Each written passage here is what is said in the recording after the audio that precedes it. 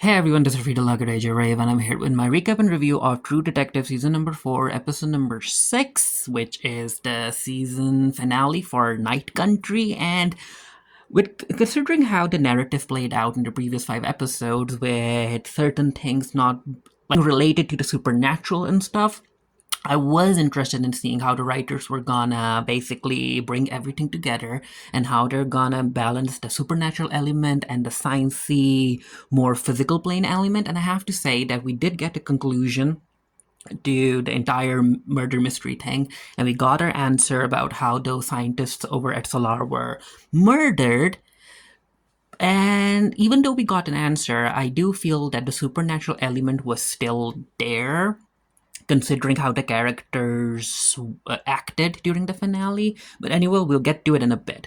So after Liz and Navarro ended up realizing where the entrance to the mines was, this particular episode opens up with them breaking the ice and going into the tunnels. And I'm like, do you guys have a map, right? You guys should have a map, or else you're gonna get lost, and it's gonna be very easy for you to get lost.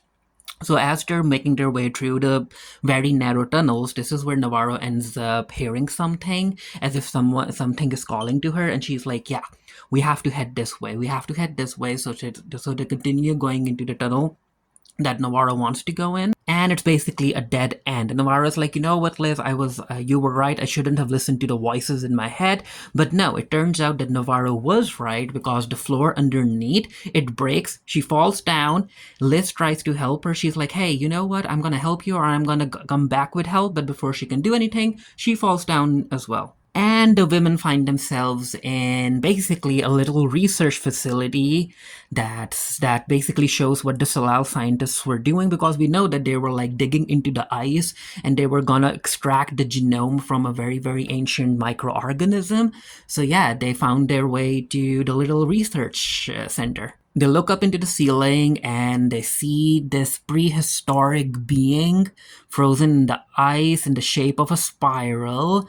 Now, it kind of feels like a fish to me or something, but yeah, it's something. While they're trying to search for an exit, they find a sharp, pointy thing that basically links to the weapon that was used to kill Annie. Ooh, also, I kind of forgot about it because it was like a very quick scene. They also kind of like see Clark down there, and that's when they head into the research facility because they were following him.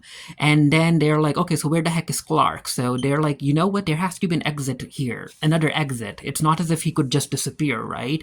And yeah, they end up finding a flight of stairs. They take the stairs and they end up at the Salal Research Institute, because again, everything is connected. We cut to Peter and we have this scene. He's like trying to clean up the dead bodies and the blood and everything. And yeah, this dude ended up killing his own father in the previous episode, which is like, it's too much. Navarro and Liz are trying to find Clark in the research facility, and Clark, because he knows the establishment, right? So he's able to trap Navarro behind a glass door, and while Navarro is trying to get out, he goes after Evangeline. He bonks her in the head with a fire extinguisher, and he starts pulling her away, and Navarro ends up finding a weapon, like a long steel rod, and she uses that to break out of the glass. And Liz is trying to go and help Navarro, but before she gets there, Navarro already had Clark on the ground and she's like punching him.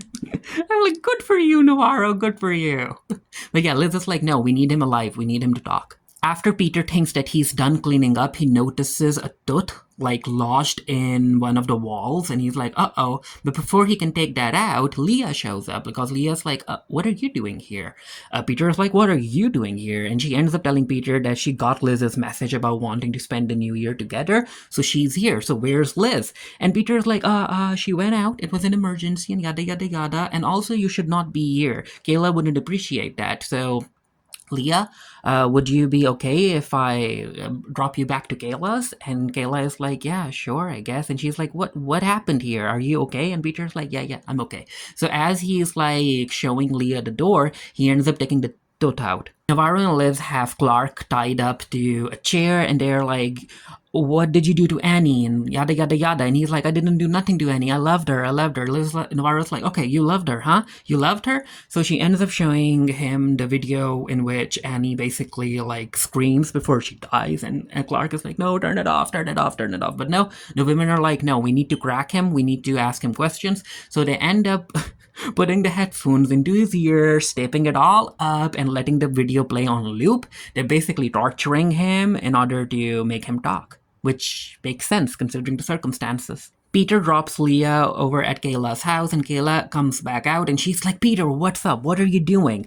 Are you doing something for Danvers?" And he's like, "No, no, no, no. This is something that I did, and this is something that I have to fix myself. And Kayla, I need your support. I need you to believe in me." And Kayla's like, "You know what? Okay, fine." And she ends up kissing him, and I'm like, "Oh, they're back together," because I was like, "Kayla, if you don't want him, send him my way." Because of the storm, Danvers and Liz can't really leave the facility right now, and they're like, "You know what? We have time, so might as well get some food, right?" So they head into the kitchen, they start eating stuff, and this is where Liz ends up noticing a piece of glass. She picks it up. We get a flashback to basically Holden's accident. It was a very quick flashback, and then Navarro mentions oranges and how her mother and Julia loved oranges, and how her mom would peel an orange in like one circular peel, which again connects to the circular pattern we have been seeing. Thinking that Clark would be okay with talking to them now, they go back in and they're like, "Okay, Clark, we have questions. Start speaking.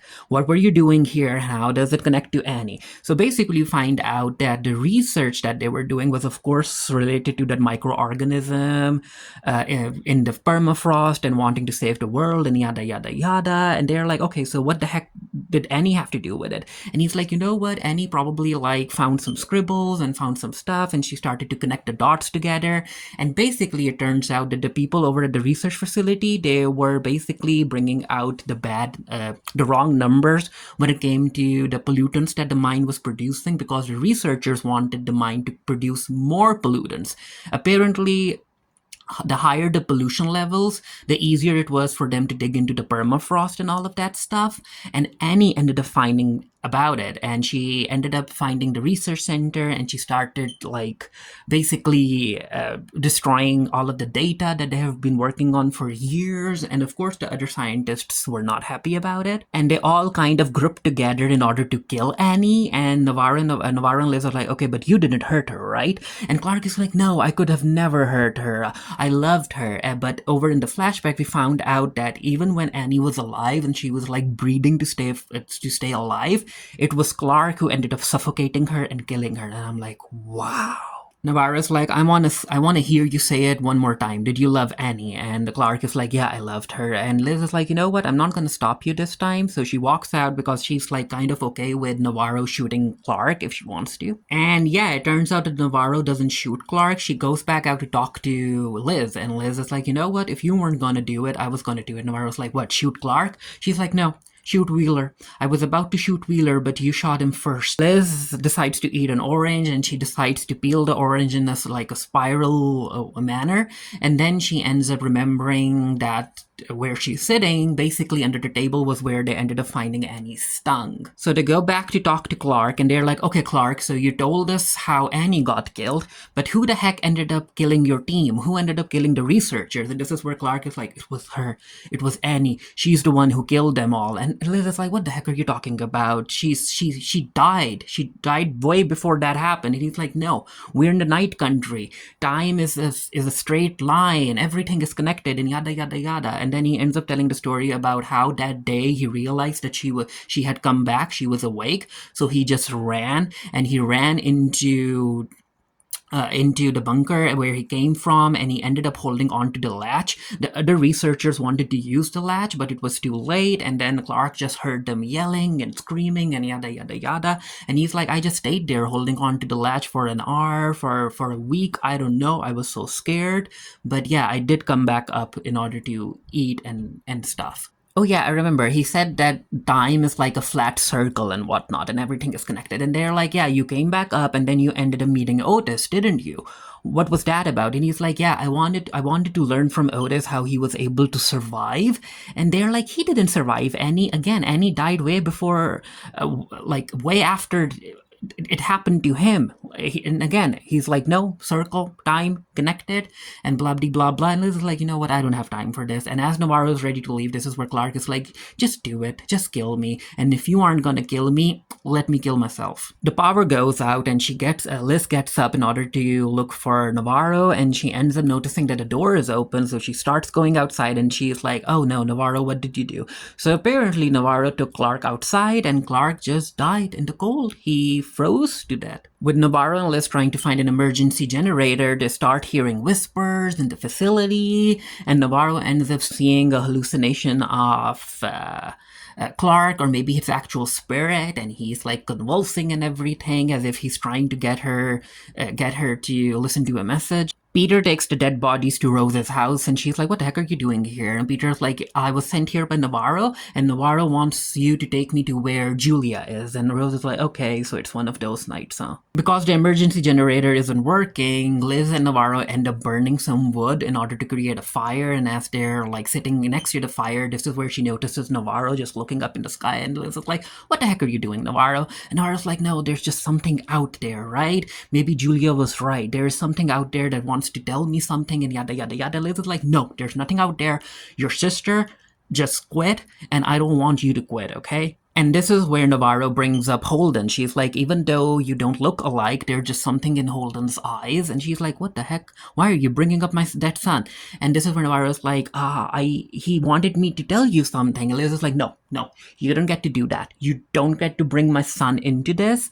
I have no mercy left. If you keep on bringing my son up as if he had something to say to me from the afterlife, I'm not going to hear it, Navarro. If you want to go die while following voices, go ahead. Go ahead, okay? I just don't care. And then Liz just storms off. We get this little scene of Leah, and she is like very, very worried about Liz. And she's like, hey, Liz, I'm just leaving you a voice message. Just don't die on me, okay? Liz has calmed down a bit, and she goes out to search for Navarro, and she sees that the door is open, so she's like, oh no, Navarro went outside, didn't she? So she basically follows Navarro, she kind of sees her out there, she calls for Navarro, and yeah, Navarro isn't listening. And we get to see the vision that Navarro is having. Basically, the voice wanted to tell her indigenous name in order to complete her in a way, and yeah, now we know Navarro's indigenous name. While she's trying to get Navarro to come back, this is where Liz kind of hears Holden's voice, and then she sees Holden trapped under the ice, and then the ice breaks, she falls down, and I'm like, oh no, Liz! But yeah, Navarro comes in to save Liz. And we get a scene where Navarro is trying to get Liz to wake up and start breathing in front of the fire, and she's like, wake up, Liz, wake up. And we get these like very, very quick flashbacks of Liz basically walking out in order to see the accident where it happened, the accident in which Holden lost his life. And then we also get to see her making some crafts with Holden and her husband and all of that stuff. And Navarro's like, yeah, keep on breathing, Liz, keep on breathing. And yeah, Liz comes to, and she's like, what did he say? And Navarro's like, who? Holden. What did he say to you? And this is where Navarro tells Liz that he said that to tell you that he sees her. And she covers one of her eyes, and yeah, I guess Liz got some closure to her. That her son is, I guess, happy wherever he is, and he's still with Liz. Rose takes Peter to the place where they need to dump the bodies, and Peter's like, let me do this. And Rose is like, no. Do you really want to see me, puncture your dad's lungs in order to expel the air so he doesn't float? No. You can drop him in the water, but you don't have to see this. And after she's done, Peter does drop the bodies into the water, and this is where Rose is like, you know what? It's all done. Your chapter is closed now. And Peter's like, was this the worst part? And Rose is like, no, dear boy, this wasn't the worst part.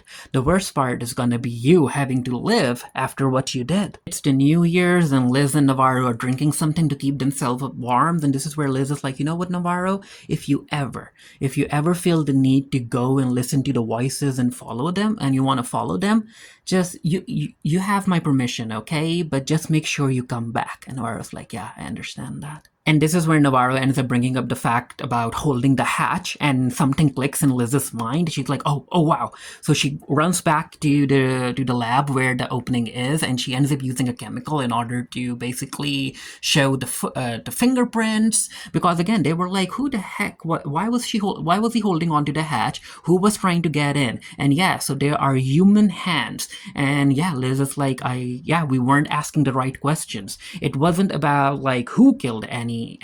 It was about who else knew that Annie had been murdered. And Liz and Navarro go and talk to Blair and Beatrice, who basically worked over at the Salal station and the new Annie and all of that stuff. And they're like, ladies, we have some questions. And we get our answer to what actually happened. So basically, the women who were working at the Salal Research Institute, they ended up finding the hatch, all of the research that the people were doing, and how it was connected to the mines and the increasing pollution levels and all of that stuff. And then they realized that Annie was that they're the one who killed Annie, and yeah, they had to take revenge. They had to take things in their own hands.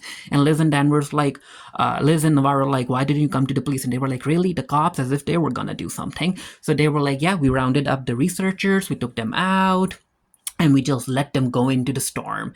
And they're like, "So you killed the men, right?" And they're like, no, we didn't kill the men. The storm took them. We folded up their clothes were still here, and if the storm wanted them to come back and take the clothes, they could have. They would have been half frozen, but they would have still been alive. So basically, nature took them away, Mother Nature in a way, in a sense. And they're like, "Okay, so what the heck are you gonna do about it? What are you gonna do about our story?" Liz and Navarro are like, "You know what? It is what it is. We just came here to tell you that the forensics came back, and basically it has been concluded that the researcher died of an avalanche. So yeah, we just wanted you to know because you work there." So basically they're gonna clear the women. They aren't gonna press any charges, which makes sense considering the narrative. Oh, also, Navarro ends up sharing her indigenous name to Beatrice, and this is where, or is her name Blair? I don't know. And this is where Navarro's like, "Do you know what that means?" And apparently her name means the rising sun after a long night, which again makes sense for her character. And this is where Navarro brings up the tongue. She's like, "So why was Annie's tongue there?" And the women are like, "That's not part of our story. We don't know what you're talking about." And again, even though we have our answer to how the researchers died, I like that the writers kept the mystery, the supernatural element going. We cut to May 12th, and yeah, we get this kind of interrogation scene where Liz is being asked questions about what happened over at the Salal Institute, what happened to Peter's dad, and yada, yada, yada. And Liz basically tells them her story about how Peter's dad was basically after Otis, and they were being followed, and then he took Otis, he killed him, and then maybe he had an accident and he died in the storm, and basically everyone is in the clear. Then they also bring up Clark's death, and they're like, "Again, we don't know, he just froze to that, I guess." And then they bring up Navarro. "Where is she?" Trooper Navarro. Liz is like, "I don't know." So yeah, it turns out the Liz went to Navarro's house, but Navarro was gone. All of her things were packed, and she just left a little stuffed polar bear on the bed. And she also left a recording for Liz, and in that recording, basically Clark admitted to everything. He confessed. So yeah, they're gonna use Clark's confession to bring the case to a close. Now, I was a bit disappointed that she left Kavik. I'm like, "Oh, Kavik." Apparently, Navarro just walked into the snow listening to voices and stuff. And Liz is like, "You know what? The only thing I know is that you won't be able to find her in the snow out there." And they're like, "Well, what about witness testimonies about how they end up seeing Navarro occasionally out there?" And this is where Liz is like, "This is Enos. No one really leaves." And the final scene is basically Liz sitting in the chair in her patio, and this is where we get to see Navarro basically just standing there with her. I'm like, wow. Again, I don't know what the scene is supposed to mean. Is Navarro back? Is her spirit there? Can Liz see her? I don't know what happened. But yeah, again, we got our actual answers, and the supernatural thing, it continued. But yeah, I will be sharing more of my thoughts in my written review. The link to review will be down in the comment section as soon as it goes up on the Geekiary. Let me know what you thought of the finale. And yeah, until next time, stay happy, stay safe, stay blessed. See you guys later.